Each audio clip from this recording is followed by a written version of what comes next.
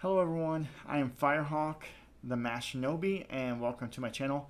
I'm going to do my predictions for SummerSlam 2024. So please join me in kind of we'll go through each match and kind of do our predictions, and there's going to be some crazy out there things that I think could happen that I will mention, and we'll kind of see where we think that WWE will take it. I'm really excited for SummerSlam. I think it'll be really good. I think there's some really, really good matches, and I think there's going to be some really, really good surprises as well. So I'm really excited to see some of these matches. Obviously, there's 7 matches on the card, and I'll just start with the easy one, CM Punk versus Drew McIntyre. This match has been kind of ongoing for a while, but I think they've set it up really in Drew's favor. Just because now Seth has already set up the match for some shenanigans to happen, because he's basically said that the one rule is that whatever he says goes. When he wants to count, he will count. If he wants to count you out, he'll count. However, like if he wants it to be 20 or 30 or 40, he can make it as long as he wants. Basically, anything that Seth says goes in this match. So a match like this is not in CM Punk's favor. Yes, they could do the craziness and have Seth get kind of knocked out and then bring in another ref. That's the only way I see CM Punk winning this, is if Seth is taken out of the picture. But I think what would be even more crazier is them to trick you into thinking that's how it's going to go down, and then Seth wakes up and says, no, there'll be a count out with the other ref, and then Seth says, no, I make the rules. The match continues. So I could see them doing some shenanigans like that. But I think ultimately the way they set this up, Drew has to win. Drew has to win because CM Punk has been messing with him forever. I think Drew has to win. And that's how it has to be. He has to get some redemption right here. But I don't think this rivalry's over. Sadly, I don't think this rivalry's over. And I think maybe Seth might even become part of this rivalry, because I think Seth will help Drew. Because we already know that Seth does not have a very he just doesn't like CM Punk. So, but who does, right? CM Punk's okay guy, but sometimes in the ring he can be his personality. I don't really necessarily like it, but that's just me. But I think Drew wins this prediction. Drew wins this match. That's my prediction. The only way that Seth could win is CM Punk could win is if Seth's taken out of the equation. But I don't think that's going to happen. I think Drew wins. I think Drew has to win. Going on to the mid-card matches. Obviously, we have some really good ones. We have Logan Paul versus LA Knight. I think Logan Paul, his reign has been boring. Because, yes, he's brought more publicity and gotten the title seen more, because he's been everywhere with it, and he's taken everywhere, and he's had pictures. Some of that publicity might not have been necessarily good publicity, because he brought in a political element into that, and we kind of know who he's voting for come November and things like that, which is not always a good thing. You don't always really want to see that political thing from your wrestlers. We watch those things to get away from all that, get away from what's going on in the world. I know I do, especially, and I don't want that brought into WWE, in which it is right now being brought in, because Logan Paul's bringing it more in. Even the controversy with the Olympics, which obviously it's not a trans person that they're even talking about, which is a shame. The way it's all going down, it's really sad. And we kind of see Logan Paul's true colors. He tries to say that he's for the LGBT, but he's not. He's not for the LGBT, and he's totally on the other side. But anyways, that's neither here nor there. But I don't think Logan's reign has been great. I don't think he has had, because he's a part-timer. He has all these other things that he's doing, and that's great. Let me say this. He is very athletic, and he does put on a show when he does his matches. But he does most of his matches on PLEs than he does on regular matches. He's not here day in and day in and day out. He is doing his podcast. He's, doing this. He's even talking about doing boxing matches again, doing this and doing that. He has too many other interests, so he's not committed 100% to wrestling. And having part-timers is not very good for the sport and for the fans. So I don't think that Logan Paul has been a good champion. And especially with the tag team division being so non-existent and being kind of forgotten, it's not really. Yes, I'm so excited to see like DIY have a championship, but they're not being utilized. As you're not seeing the championship that you'd want to see with DIY and see the tag team division even being remembered. So I think that with that said, you want your single champions to be great champions. And to me, you have to finally give LA Knight a championship. He has to walk out of here as a champion. There's no other way to say that. He has to be champion. They kind of toyed with other championships with him. He's had other opportunities. They got to finally put the belt on LA Knight because that's what the fans want. That's what he deserves. Because LA Knight, who knows how much longer he's going to continue. Every wrestler, when they start getting into their, late 30s, 40, he's in his 40s, they're thinking more closer about retirement than being here forever. So let's give LA Knight what he deserves. Let's give him a title reign because he will be a great U.S. champion. We'll see like a John Cena type U.S. champion. That's what we want to see. A champion that's here. He's defending it. He's giving us matches. He's giving us a show. And that's what they need on SmackDown because SmackDown has been, to me, the most boring of the two shows right now. Of the three shows, really. Because I just don't see a lot happening on SmackDown like I do on Raw. There's so much more on Raw that I want to watch Raw. I don't necessarily want to watch SmackDown at the moment because there's not as much going on in the storylines or enough to keep me wanting to watch it.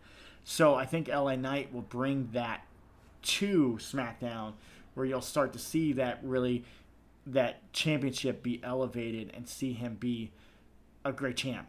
LA Knight will be a great champion. So my prediction for this match is LA Knight walks out. And it's going to be a great story, too, because LA Knight has to overcome all the obstacles. Because you're going to see Logan Paul bring all his goons in, and you're going to see you'll probably see the brass knuckles. And the greatness of the story is that LA Knight overcomes all the obstacles to become champion, and that makes it even more amazing. His grasp of the title even more of a great story. So I think it will be a good match. You'll see a lot of athletic moments, I think, in the match because Logan Paul is very athletic and he does give you those picture moments that end up viral and stuff like that. He'll give you the viral moments. He's an influencer. He knows how to do that. But I think LA Knight walks away as the champion.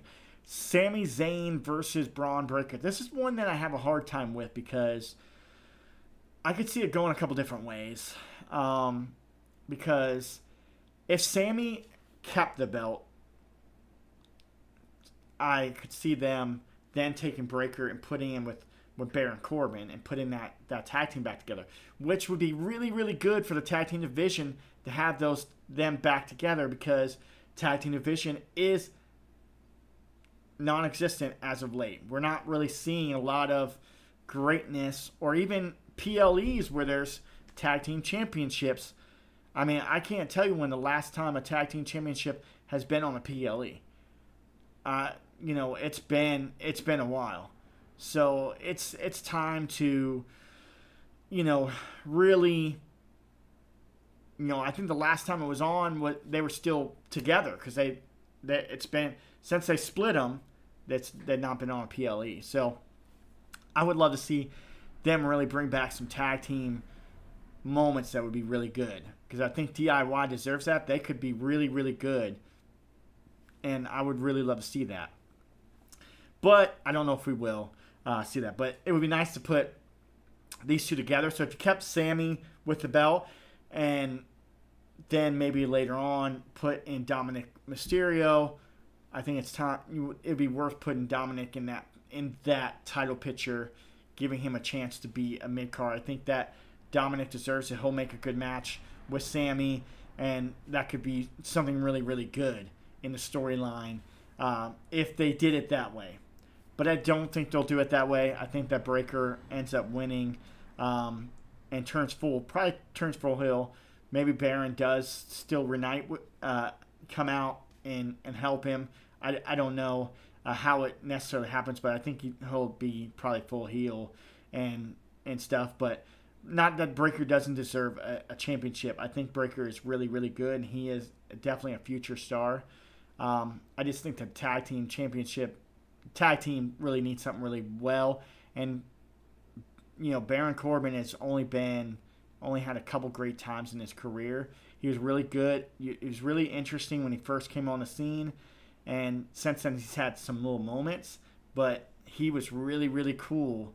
And he was, again, when he was with Breakker. So I would really love to see that. But I think Breakker wins. That's my prediction. Even though I think it should be the other thing.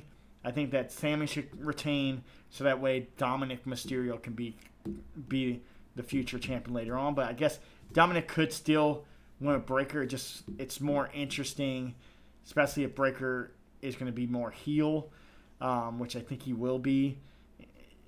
In this case, it just makes more sense for a face and a heel to go against each other. So it would be more interesting for Sammy and Dominic to go against each other than Dominic and Breakker. But then again, it could still be interesting to see those matches, to say the least. But I think Breakker wins. That's my prediction.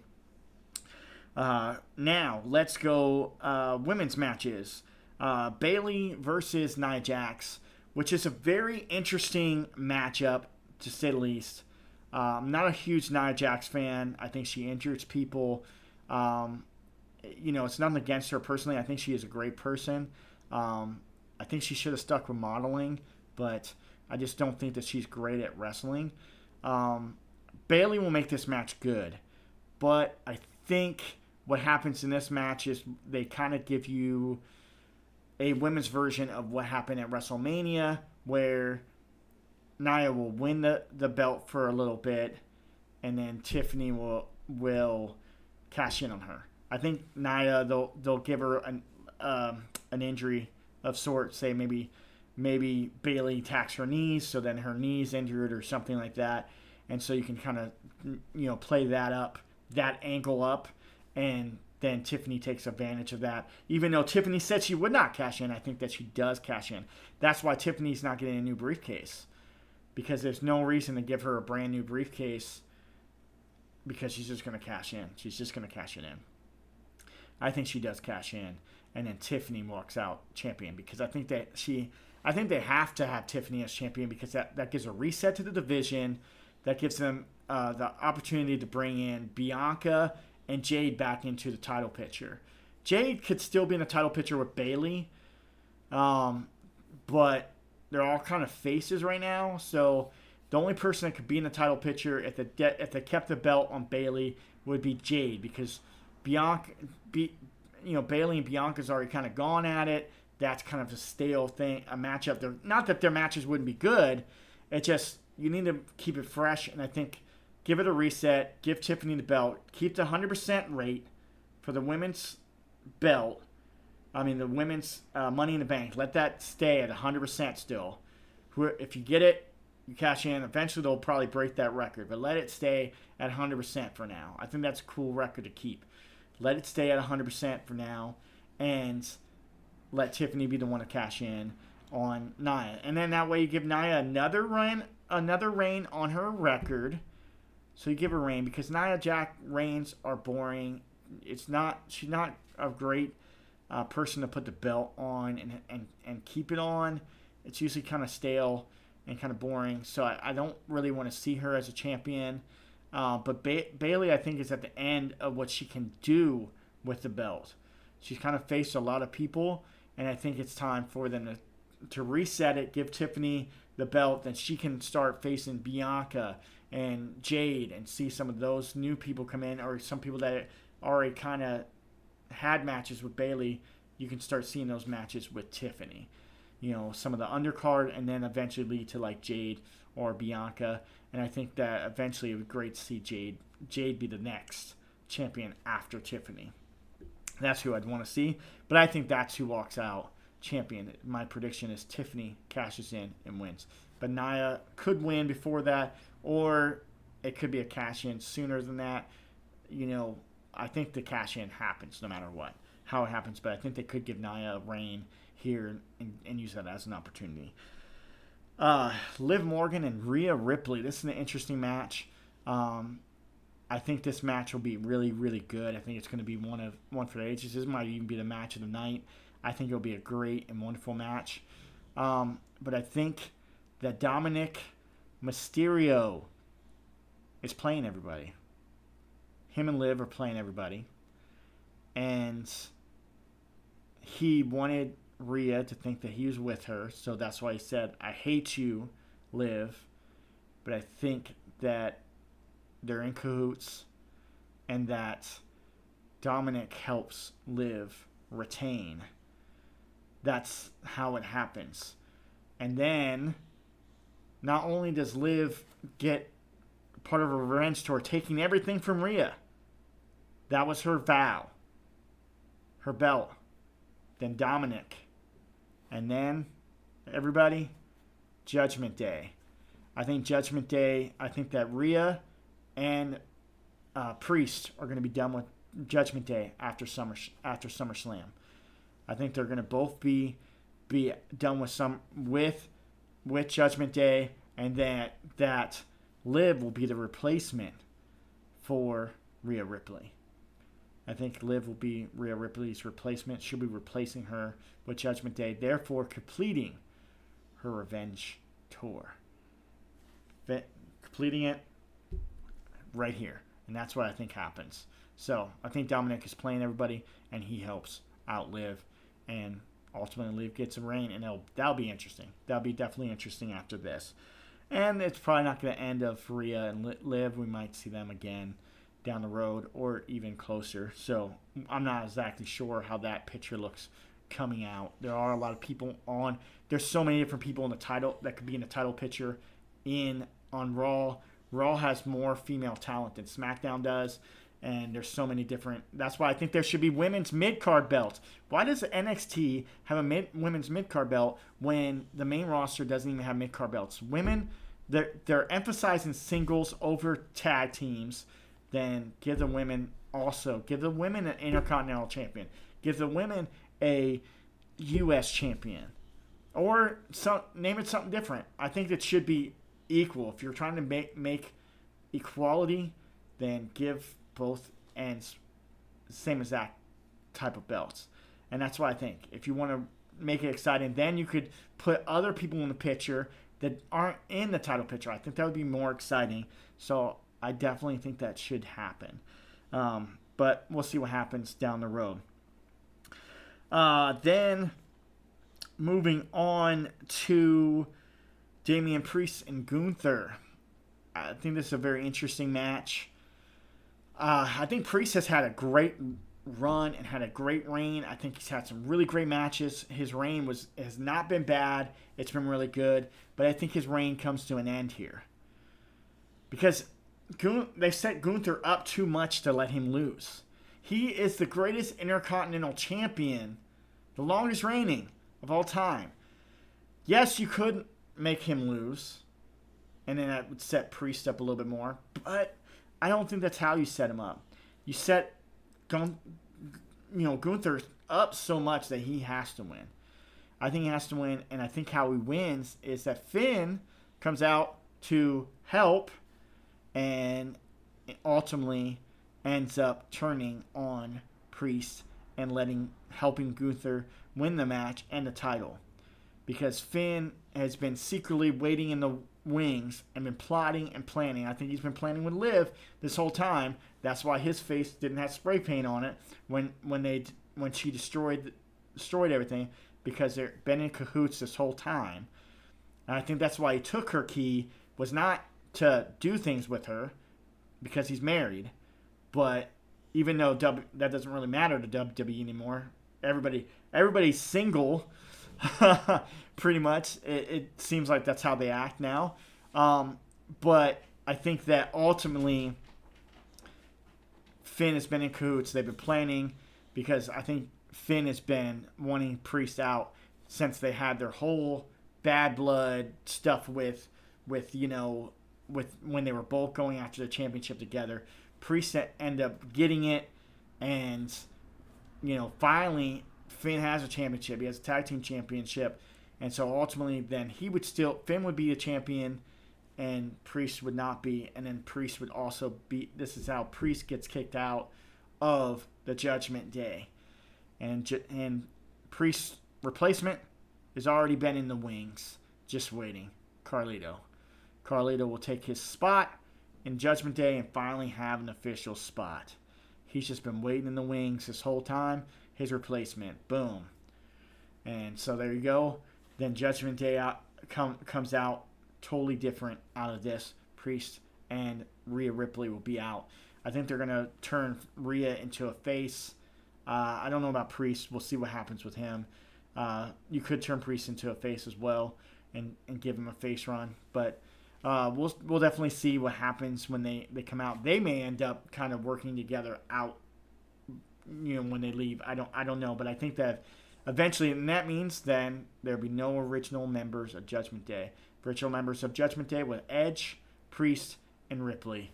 And if you get rid of the two that have been in there the longest, and Judgment Day will get a reset, and it'll be brand new, kind of like they did with the Bloodline.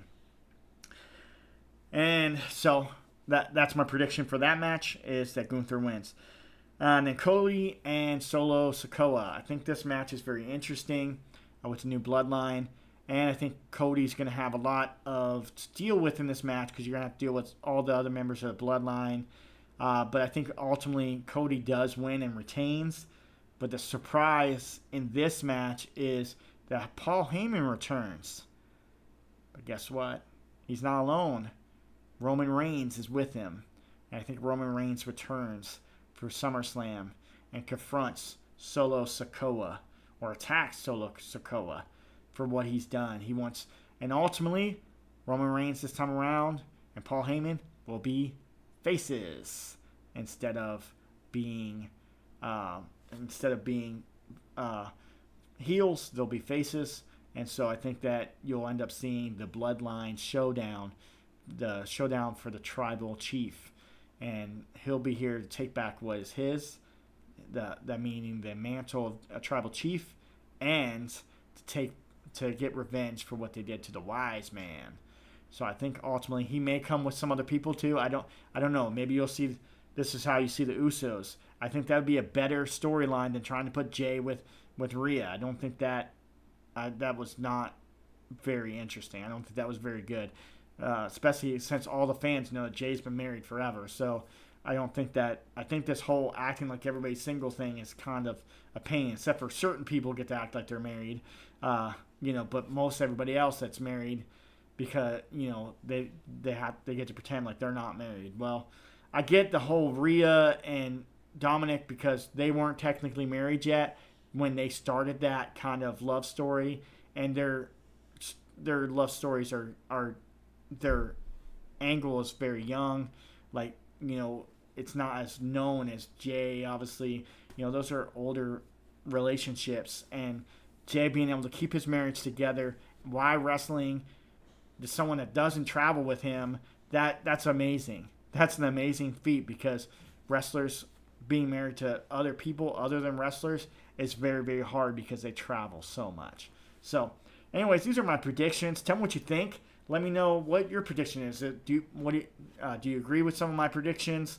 What I have kind of said I think is going to happen, or do you think that there's some other things that might happen? Share those ideas with me. I would definitely greatly appreciate that. And let's get excited for SummerSlam, because I know I am. I can't wait to watch it, and I hope that you're excited as much as I am. There'll probably be other surprises. I have no idea. There's probably things that we don't know about that could happen, and I'm excited to see those things. But anyways, definitely if you haven't subscribed, please subscribe. I would greatly appreciate that, and share this video with your friends, and I would greatly appreciate that as well. See you next time right here